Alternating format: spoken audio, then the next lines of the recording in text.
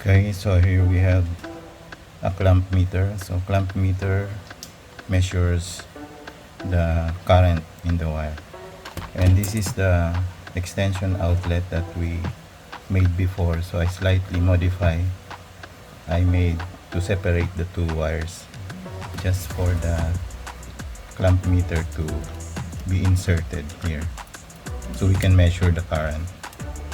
So let's take the voltage first of our outlet. So you set this to voltage with an AC current. So let's try this. Okay, so the house voltage is at 238 volts. Okay, so we'll not be needing this anymore. We'll use this to measure. So to measure, you have to select it at this amperes, up to 20 amperes. So it's just a small current that we'll be measuring. So we have to test. We have a cell phone charger with 18 watts rating. We have a clock iron with 1200 watts and electric fan with 65 watts. So to measure, we have to use only one line. So you should not be doing these two lines. No, should be one line only, like that, so we can measure the current. So let's try cell phone charger. So cell phone charger usually has rating of 18 watts, but generally that's not the true rated power. 18 watts, that is for the 5 volts of the USB. So the 220 or the 238 volts may be a lower rating. So let's try. Okay, so it's just 0.03, and then going down to, so this is the stable rating, so we use 0.15.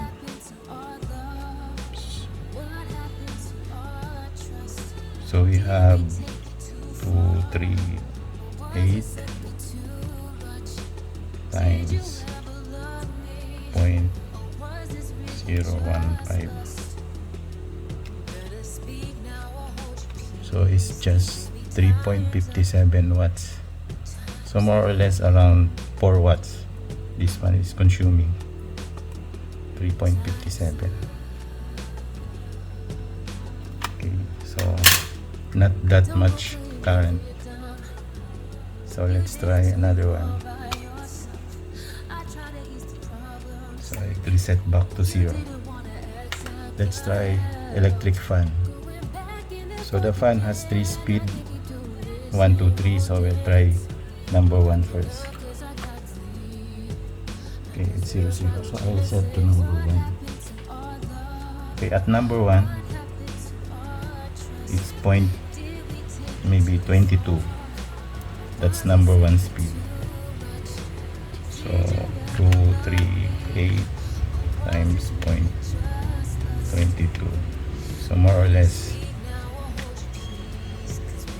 it's 52 watts. So this is rated at 65 watts. So we're getting around 52 watts. So let's put number 2.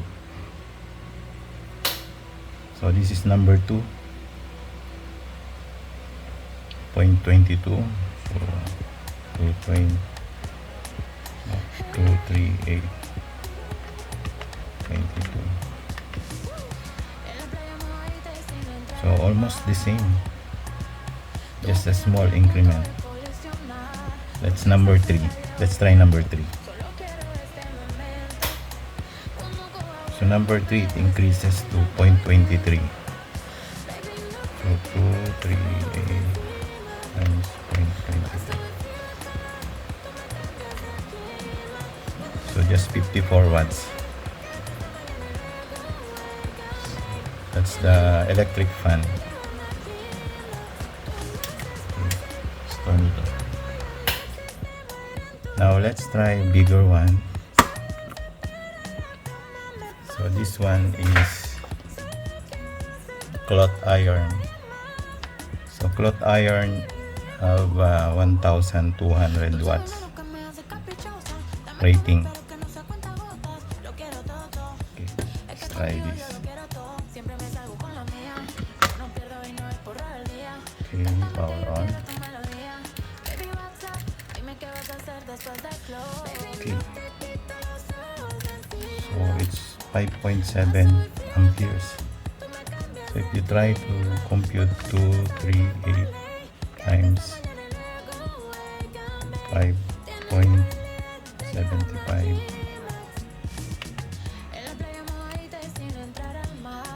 it's more than 1200. It's 1368 watts. So flat iron consumes this much.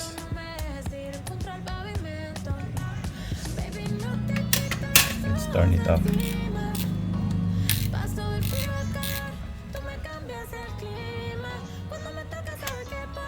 Okay, so that's how you measure current using clamp meter.